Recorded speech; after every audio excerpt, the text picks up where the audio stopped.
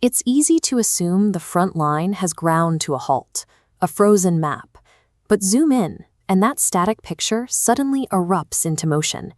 Ukraine is actively running a strategy of maneuver defense. They are deliberately giving ground when necessary, trading dirt for time, and exhausting the attacking forces, because preserving the lives of their soldiers is the absolute priority. To pull that off, they are pushing the limits of battlefield technology. Recently, an entire enemy position was assaulted and captured entirely by unmanned ground vehicles. No human infantry made the assault. That technological leap extends into the sky. Ukrainian electronic warfare has evolved into an invisible digital shield, successfully diverting and neutralizing 26 incoming Kinzhal hypersonic missiles since the beginning of the year. Taking down that many advanced threats with digital interference elevates electronic warfare from a supporting tactic to a primary pillar of survival. It holds the exact same strategic weight as a physical Patriot missile battery. But while Ukraine builds an invisible high-tech wall, their adversaries are preparing a blunt force response, bypassing those defenses entirely by tearing open the map and violently expanding the conflict to the north. The struggle here has moved past simple trench warfare. It is a collision between Ukraine's rapid asymmetric innovation and Russia's sheer geographic mass. On the Ukrainian side, the approach to combat is shifting from interoperability, where humans and machines coordinate as separate units, to pure integrality. Infantry units are now being structured entirely around drones. These systems serve as the primary tool for reconnaissance, laying mines, clearing paths, and even medical evacuations, pulling human soldiers out of the most lethal tasks. On this map of Western Russia, vast geography makes it impossible for air defenses to cover every asset. Exploiting gaps, Ukraine hits multiple high-value targets inside Russia daily, targeting oil facilities and ammunition factories. When refineries burn, frontline logistical supply lines fail.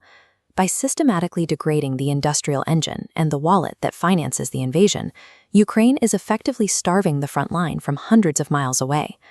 To relieve that mounting pressure on their logistics, Russia is looking north, preparing a move to physically stretch the battlefield.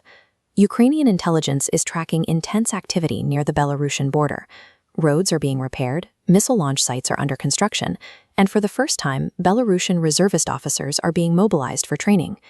This activity points to immense political pressure on Belarus. Their leadership's rapidly shifting rhetoric signals a loss of autonomy and a forced alignment.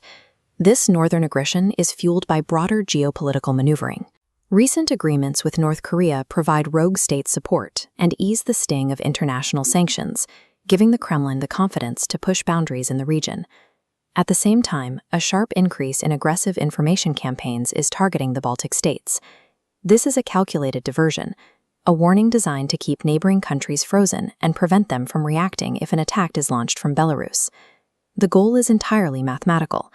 By threatening a new invasion from the north, Russia hopes to force Ukraine to pull its forces, its drones, and its momentum away from the east to plug a massive new vulnerability.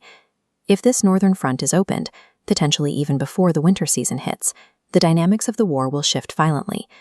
The immediate consequence for Ukraine would be a painful redistribution of their military assets.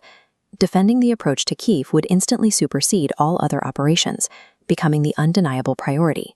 But an invasion today looks very different than the push in 2022.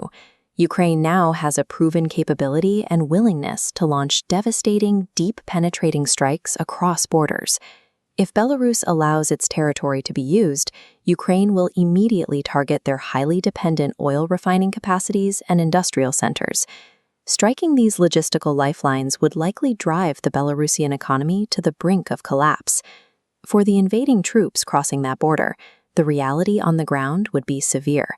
They would be walking into highly fortified terrain against a fully integrated drone-first defense network, resulting in casualty rates that eclipse anything recorded so far. The coming months are a critical test of endurance. We are watching a brutal race to see if Ukraine's targeted technological dismantling of enemy logistics can break the Russian war machine before a blunt geographic expansion can stretch the defense to its breaking point.